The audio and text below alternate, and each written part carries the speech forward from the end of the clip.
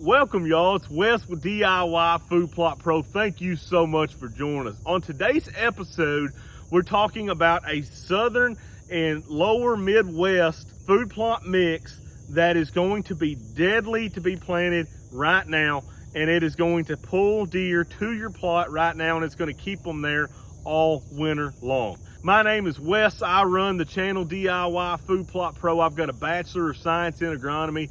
I farm for a living, and I've got a 2,900 acre whitetail deer hunting outfitter in Western Kentucky where we cannot bait.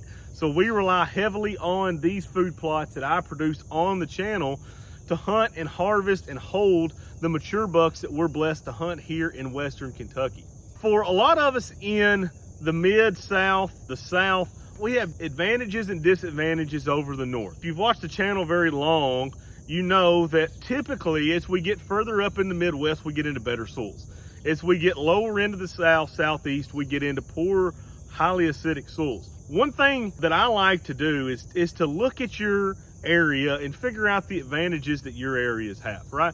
We may not have the best soil here in Kentucky, but what do we have that we can utilize? First thing that we have is we have an early hunting season. Our season comes in September 7th, I believe, this year. So we get a chance at these bucks during velvet. So that's a big advantage that a lot of folks up north in the upper Midwest don't have, that we in Kentucky and Tennessee have. South Carolina also has that.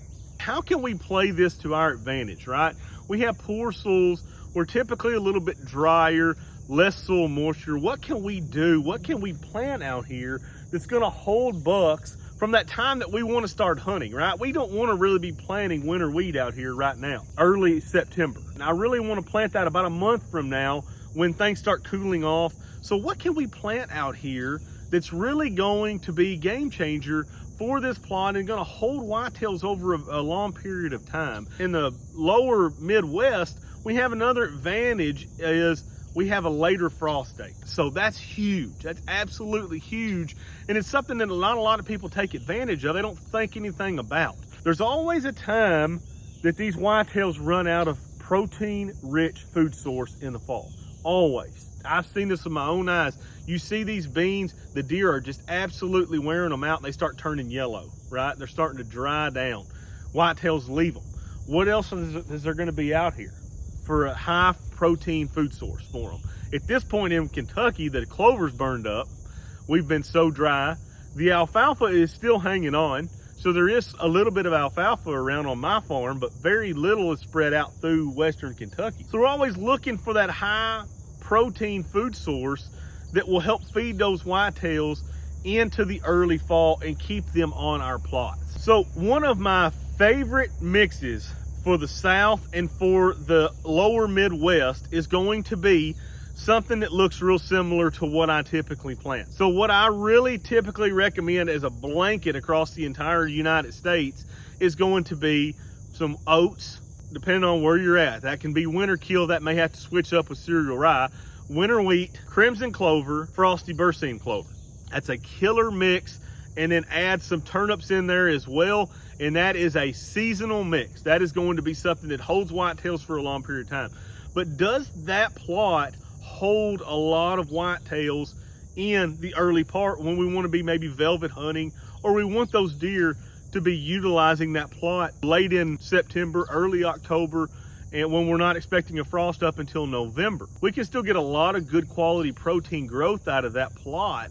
But those plots are not going to be the most attractive thing that we can possibly plant for these whitetails that will make sure and hold those deer here. That's a killer plot, no doubt about it. That is a phenomenal plot.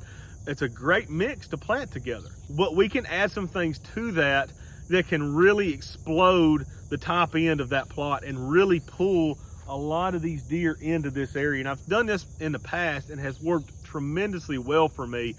And that's going to be adding some sort of legume to that plot that will pull those deer in and hold them. So as many of you know, soybeans are about as preferred as it gets for a whitetail. And I don't care if it's planted in April or September. When those little soybeans come out of the ground, there is very little that is more attracted to whitetails than those little soybean plants. So if I was in the South or the Mid-South, I would go in and I would put a full 50-pound bag of soybeans. And the beauty part of this is they ain't gotta be Roundup ready, okay? Because we're not planning on these making seed. That's not gonna be enough time. The deer are gonna wipe them out. It doesn't need to be Roundup ready seed. We can save a significant amount of money just putting regular soybeans in there that are not Roundup ready. We all know that when we get into those traits, the Roundup, the Liberty, all those things, that's when the money spikes. That's where it starts costing a lot more to get those seeds. When we're just getting the standard traits of no Roundup ready, or maybe just generation 1 Roundup ready, those seeds are actually pretty cheap, especially this time of the year. A lot of times you can find certain associations like the Quail Association, and I think there's several that do it, but you can find like very, very dirt cheap seed that's a year old to plant in places like this. Now, I wouldn't want to plant that full season, right? I wouldn't want to come in here and plant May and plant non-Roundup ready soybeans because I'm going to have to spray it. I'm wanting that seed production if I can get it. If it's getting browsed really, really hard, I'm going to let the weeds and grass kind of get up above it, protect it just a little bit. Then I'll come in here and spray it with Roundup, kill everything off except those Roundup ready beans. But that's not the case for what we're wanting to do here.